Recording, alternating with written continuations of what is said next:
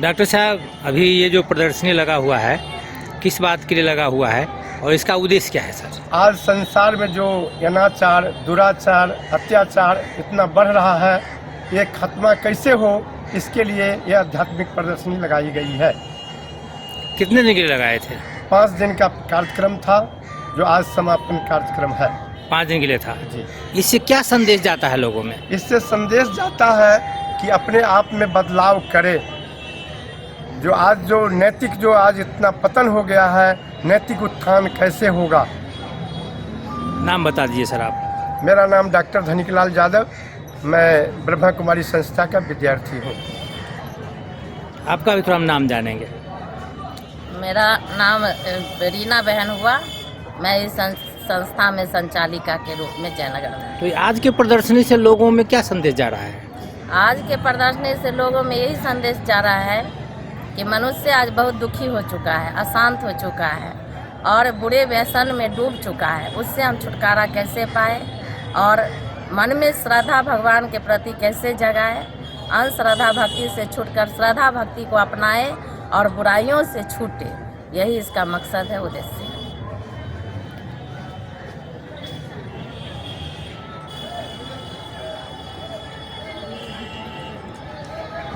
राम प्रसाद जी, ये जो ब्रह्मा कुमारी संस्था के द्वारा जो ये प्रदर्शनी लगाया गया है, आप भी यहाँ उपस्थित है, आपके नज़र में कैसा है ये प्रदर्शनी? देखिए, हम तो खुश नसीब हैं जी कि इतने बड़े महत्वपूर्ण कार्यक्रम का उद्घाटन करने का भी हमें सौभाग्य मिला। आज 5 दिवसीय एक कार्यक्रम का समापन समारोह है, उसमें भी हमें उपस्थित होने का सौभाग्य प्राप्त हुआ है।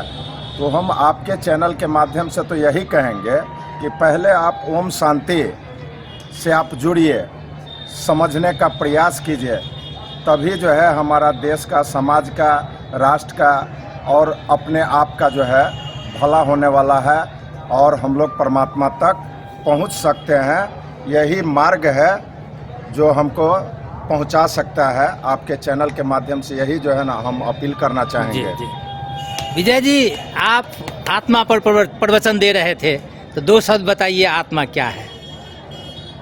आत्मा एक स्पिरिचुअल एनर्जी है, आध्यात्मिक शक्ति है और अजर अमर अविनाशी है। और आत्मा मन बुद्धि संस्कार सहित है।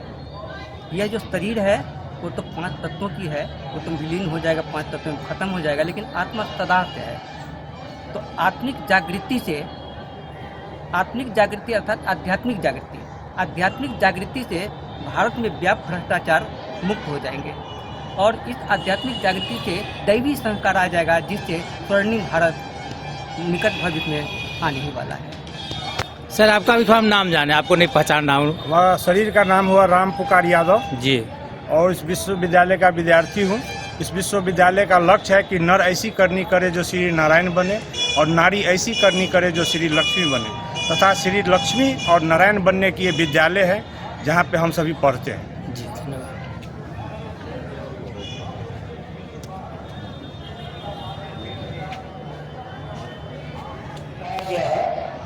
इसका नाम है प्रजापिता ब्रह्मा कुमारी ईश्वरीय विश्वविद्यालय है, जिसका मुख्यालय माउंट राजस्थान में है।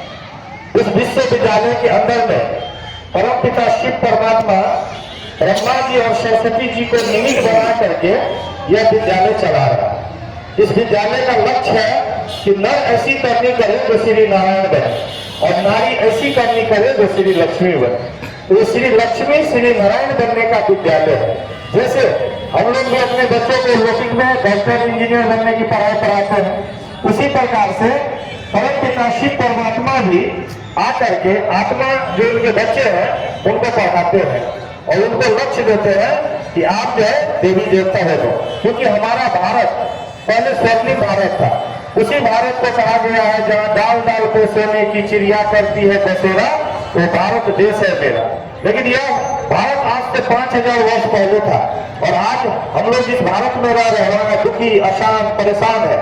लेकिन हमारा भारत ऐसा था जहाँ नर और नारी किसी के शरीर में न दर्द था, न कष्ट थे, न कोई दुख था।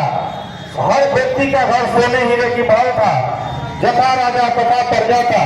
एक राज एक भाषा, एक कुल, एक धर्म, एक मत था, लेकिन आज यहाँ पे अनेक मतें हैं। तो परमात्मा फिर से आकर के 5000 साल के बाद आकर के फिर से यह ज्ञान दे रहे हैं और कह रहे हैं परमात्मा का जो ज्ञान है, जो सत्य ज्ञान है, वो ज्ञान है कि आप ये हार मांस का शरीर नहीं हो। यहाँ बताया है कि आप एक आत्मा हैं। देखो हड्डी मांस और फुटवा का ये जो एक है, ये 5% प्रकृति का ज्ञान है।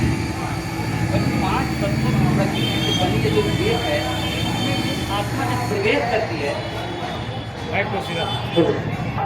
प्रवेश है तो देखिए कितना सुंदर जीवात्मा आत्मा खेलता हुआ एक जीव है। तो इस प्रकार से ये जो आत्मा है वह अजर अमर अविनाशी है और यह देह मरणशील है।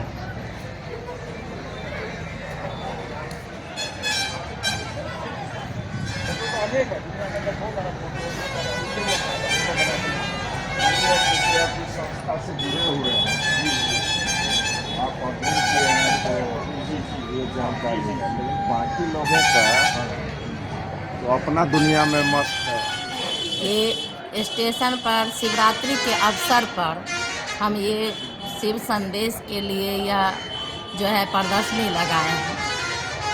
इस प्रदर्शनी का मुख्य उद्देश्य यही है, मनुष्य जो आज तनावग्रस्त है, जीवन में दुख अशांति है, आज मनुष्य बहुत तरह से अंधश्रद्धा भक्ति में लिपटे हुए हैं, लेकिन उनके पास ज्ञान की कमी है, जिस कारण हमने ये प्रदर्शनी लगाया है।